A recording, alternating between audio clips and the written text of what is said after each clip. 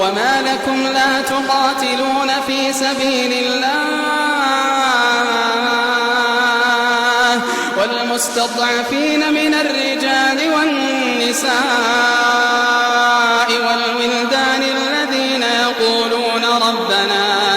الذين يقولون ربنا أخرجنا من هذه القرية الظالم أهلها واجعل لنا من لدنك وليا